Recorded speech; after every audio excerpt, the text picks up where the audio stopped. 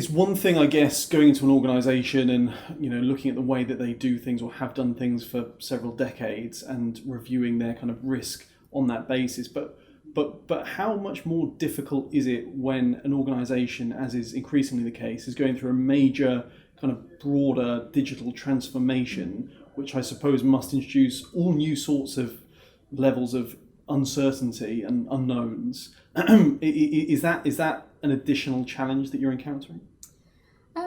In one way, but actually it can present a fantastic opportunity, because it means that if you get it right, and you get into the programme as early as possible and understand the requirements, then you can build security in from the start and demonstrate potentially a significant cost saving across the organisation by doing that.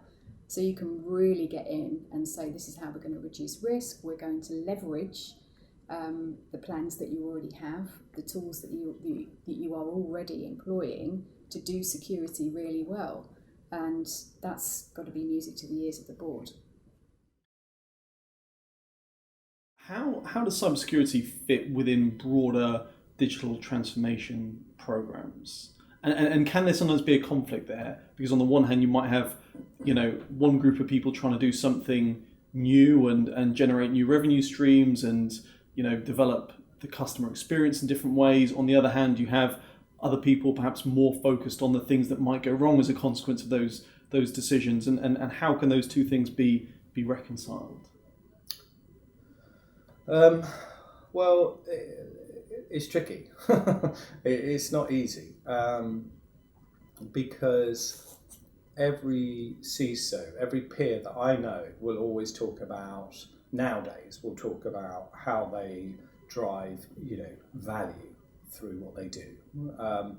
But at the end of the day, being a CISO is an insurance policy. Because what you're trying to do is prevent something from happening, and then obviously if it does happen, to minimise the impact of that, and therefore you're a cost to the business. And so being able to justify your existence and why you need budgets for this latest software or defensible position, that's difficult to sell. Unless you can really leverage the transformation ideas that they're trying to do. If they're trying to get better insights, or if they're trying to do different things with the same data set, then you can sort of leverage that initiative to then make sure that you've put the adequate controls in, the safeguards, etc. But it's not easy, and there is a natural conflict. And that's okay, because that's why you need, depending on the size of your organisation, you need sort of business-facing security consultants, for want of a better word, that are working with the business, understand what they're trying to, architects, if you like, trying to build that in, because that's where it's really cost efficient. But at the end of the day, there may be a decision where you just have to, you're going to take a risk, right? Now, that's obviously not for the CISO to make that decision, but it's the CISO's prerogative to make sure that they advise the business and give the right reflection, realistic and pragmatic type of advice on what could be done to kind of mitigate the chances of that happening in the first place. But ultimately, it is, it flies in the face of itself. It's great to be innovative. You have to keep reinventing the ways. Customers demand more. We all demand more, and therefore you've got to be on your feet thinking of different ways of doing it. So the CISO is no different. There are another services in the whole, just like HR, just like finance. They've got to think about how they can do it differently, more efficient, more effective, ultimately adds to the bottom line.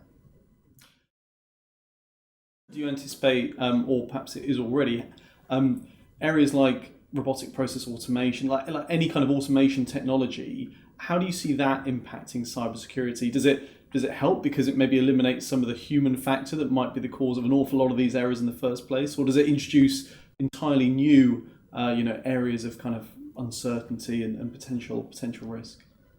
Both, because it does. It's a well known that most incidents occur through human error. Okay, I think it's over 70%. unfortunately, you can't remove that risk, because you still need people to drive those processes or those systems or those decisions. So the use of automation, the use of machine learning adds in terms of efficiency and reduces some of that risk of error. The flip side of that, of course, is as you know, under GDPR, automated decision making or AI contradicts some of your, or infringes on some of your rights as an individual under GDPR. So there's a balance to be had here, and you start getting into the ethical debate. Take an insurance company, for example, that may be using sensors in the house to then work out whether or not they're eligible for a premium based on the level of activity in your house. But that's personally identifiable information that you've got there. And then you've got facial recognition, and the list goes on. And all of this is being, machine learnable. It's basically coding, and we're getting into self-driving cars and all this kind of great stuff, which has a massive ethical debate. But ultimately, they're still vulnerable because they're computers, they're systems, they're software, and therefore they're only as good as the controls you put around them. So it's a fascinating space, but it's not going to go away overnight. It's actually going to get a lot harder.